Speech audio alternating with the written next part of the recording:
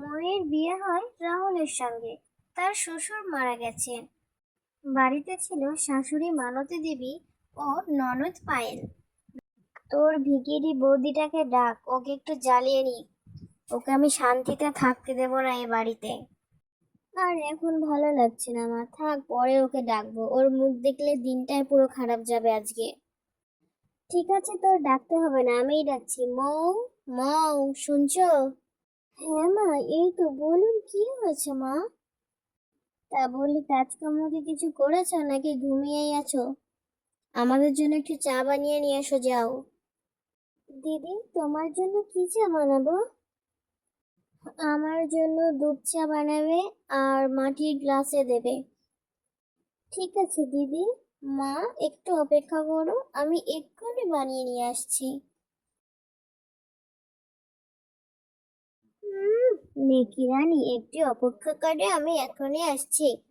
ঢঙের জ্বালায় মরে যাই।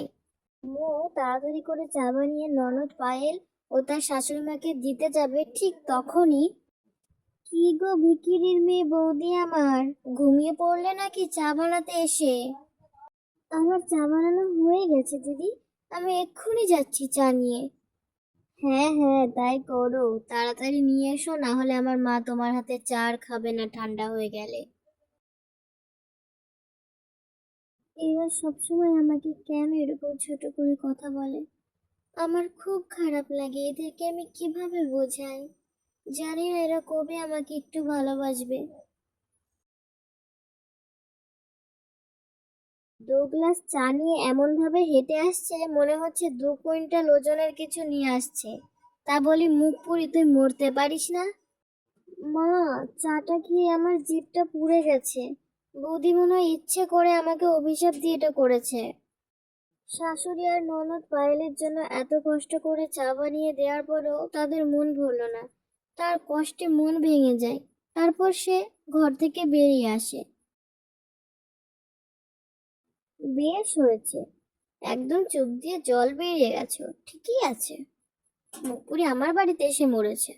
একদিন সকালবেলা রাহুল আর মৌ বসে চা খাচ্ছে।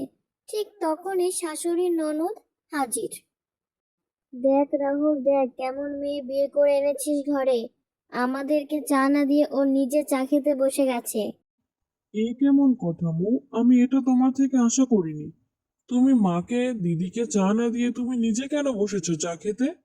বৌদিকে প্রশ্রয় দিতে দিতে তুই একদম মাথায় তুলে ফেলেছিস। এখন আর আমাদেরকেও মানে না, মাকেও সম্মান করে না। রাহুল, আমি কিন্তু এসব মেনে নেব না।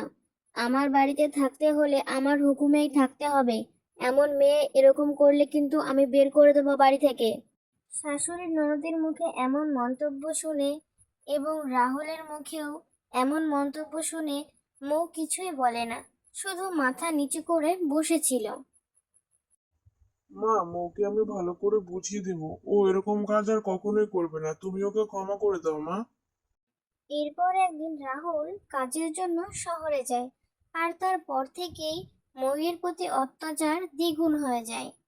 এরকমই একদিন মৌ ঘুমিয়ে আছে, ভোর 4টের সময় এসে ননদ বলতে শুরু করে, কি গো ভিকিরির মেয়ে বৌদি, উঠবে না নাকি? দিদি, এখন তো ভালো করে সকালও হয়নি, এখন ভোর 4টে বাজে। তোমার সাহস তো মন্দ না মেয়ে, তুমি আমার মেয়েকে প্রশ্ন করছো, এত সাহস পাও কোথায় তুমি? আমি আর কখনোই দিদিকে প্রশ্ন করব না, আমাকে ক্ষমা করে দিন মা। যত বড় মুখ নয় তত বড় কথা। ভোর 4টা বাজুক 5টা বাজুক, তোমার কোনো ঘুম হবে না। তোমার সকালে উঠে সমস্ত কাজ শেষ করতে হবে। আমি এক্ষুনি সমস্ত কাজ শেষ করে দিচ্ছি দিদি। আমাকে বকো না, আমাকে বাড়ি থেকে বের করো না। মুখ খুব তাড়াতাড়ি করে সেই ভোরে উঠে ঘর মোছা, বাড়ির সমস্ত কাজ শেষ করে। মা, আমার কিছু জামা কাপড় কিনতে হবে, আমি একটু বাজারের দিকে যাচ্ছি। আজকে বাজারে যেতে হবে না মা, আমার শরীরটা ভালো লাগছে না। মা, তুমি সবসময় এমন করো, আমার একদম ভালো লাগে না। দিদি, তুমি বাজারে যাবে? তাহলে যাও, মায়ের অসুস্থ লাগছে, আমি মাকে দেখছি। আরে মা, আপনার কি হলো? আপনি শুয়ে কেন পড়লেন? মা, মা, উঠুন। দিদি, ডাক্তার ডাকুন। ও, তুমি তো বাজারে যাবে, ঠিক আছে, আমি যাচ্ছি। মা, তুমি ঢং করা বন্ধ করো। তোমার এই অসুস্থতার জন্য আমার এখন মার্কেটে যাওয়া বন্ধ। আমার একদম ভাল লাগছে না। ডাক্তারবাবু, আমার শাশুড়ি মা ঠিক হয়ে যাবেন তো? ওনার কোনো বড় সমস্যা হয়নি তো? তেমন কোনো বড় সমস্যা হয়নি, কিন্তু আধা ঘন্টার মধ্যে ওনাকে চিকিৎসা না করলে হয়তো ফেরানো যেত না। যাই হোক, আমি এখন যাই। আজকে মায়ের এই অসুস্থতা ঢঙের কারণে আমি আজকে বাজারে যেতে পারলাম না। আমি ভাবলাম কত কিছু কেনাকাটা করবো আজকে। মা, কেউ না থাকলেও আমি তোমার পাশে আছি। বৌমা, আজ আমি আমার একটা জীবনের সব থেকে বড় ভুল স্বীকার করব। কি ভুল স্বীকার করবেন মা? যে মেয়েটাকে আমি এতদিন পর ভাবতাম, তুচ্ছ ভাবতাম, সেই মেয়েটাই আজ আমার প্রাণ বাঁচিয়েছে। আর যে মেয়েটাকে আমি নিজের মেয়ে ভাবতাম, সেই আমার বিপদের দিনে পাশে থাকেনি। এসব কথা বলবেন না মা। আপনি সুস্থ আছেন, এটাই আমার কাছে অনেক বড় পাওয়া। আজ থেকে তুমি আমার বৌমা না মা, আজ থেকে তুমি আমার মেয়ে। ছোটবেলায় আমার মা শিখিয়েছে যে রক্তের সম্পর্কই বড় নয়, হৃদয়ের সম্পর্কই সবচেয়ে বড় সম্পর্ক।